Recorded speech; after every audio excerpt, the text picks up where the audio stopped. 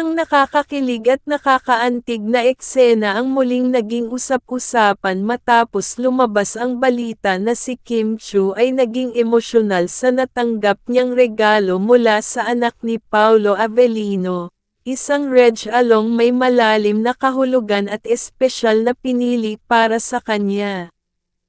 Ayon sa mga insiders, ang naturang regalo ay isang Hermès Birkin bag, kilalang simbolo ng luxury, elegance, at timeless style, ngunit higit pa rito, ito ay nagdala ng emosyonal na bigat para kay Kim dahil ito ay mula sa isang taong malapit sa puso ni Paolo.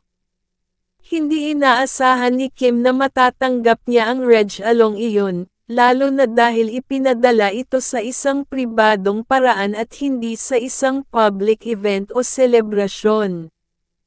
Ayon sa source, nang buksan niya ang kahon, agad niyang napansin ang kalidad, disenyo, at ang personal touch na kasama sa bawat detalye, mula sa engraved initials hanggang sa subtle na kulay na alam niyang bagay sa kanya. Ngunit higit sa materyal na halaga, ang pinaka-nakakaantig ay ang mensahe na kalakip nito, isang handwritten note mula sa anak ni Paolo na naglalaman ng mga salitang puno ng pagmamahal at pag-aalala. Ayon sa insiders, sandali lamang tumigil si Kim, tila pinipili niyang namnamin ang bigat ng sandali bago siya tuluyang mapaluha. Ang emosyon niya ay hindi basta dahil sa mamahaling bag, kundi sa simbolismo nito bilang tanda ng pagtanggap at pagpapahalaga mula sa pamilya ni Paolo.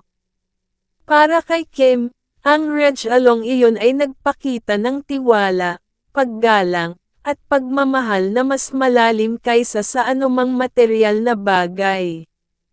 Ikinwento rin ng source na sa mga sumunod na araw, ang naturang regalo ay naging bahagi ng kanyang pang-araw-araw na buhay.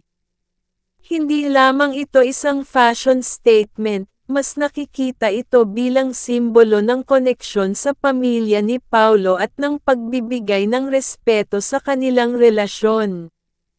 May mga nakapansin ding mas naging bukas at maayos ang pakikitungo ni Kim sa anak ni Paolo matapos ang reg-along iyon, na nagpapakita ng unti-unting pagkakabuo ng mas malapit na ugnayan sa pamilya. Sa social media, mabilis na kumalat ang balita at naging trending topic ang eksenang ito.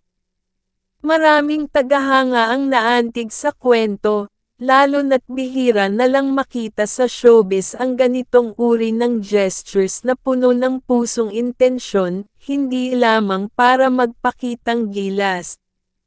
Ang bag ay hindi lamang mamahalin sa mata ng publiko kundi nagdala rin ng malalim na kahulugan sa puso ni Kim, isang reminder na sa likod ng bawat regalo ay may emosyon at personal na koneksyon. Ang mga insiders ay nagbigay diin na ang momentong ito ay simbolo ng respeto, pagmamahal, at pagtanggap. Ipinapakita nito na sa kabila ng busy at public life ng dalawa, may mga sandaling mas pinipiling tahimik at personal upang ipahayag ang damdamin. Ang Hermès bag ay nagsilbing bridge, hindi lamang bilang reg-along material, kundi bilang simbolo ng pagbuo ng relasyon sa pagitan ni Kim, Paolo, at ng pamilya nito. Sa huli, malinaw na ang natanggap na regalo ni Kim ay higit pa sa mamahaling alahas o bag. Ito ay tanda ng tiwala, pagkilala, at emosyonal na koneksyon, isang sandaling patuloy na tatatak sa alaala ng aktres at ng mga taong nakasaksi.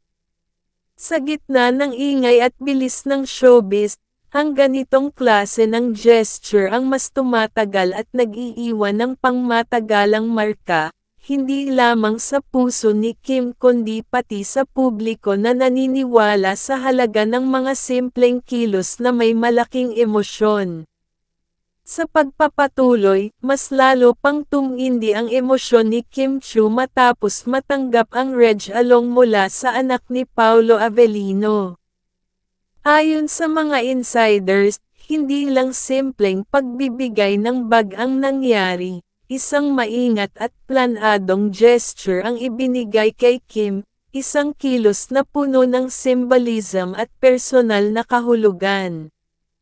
Ayon sa source, ilang linggo bago ibigay ang Hermès Birkin, tahimik umanong nagtanong si Kim tungkol sa mga kulay at estilo na bagay sa kanya, hindi bilang demand kundi bilang paraan upang ipakita na ang Reg Along matatanggap niya ay tunay na meaningful at hindi basta mamahalin lamang. Ipinapakita rin ng kilos ni Kim pagkat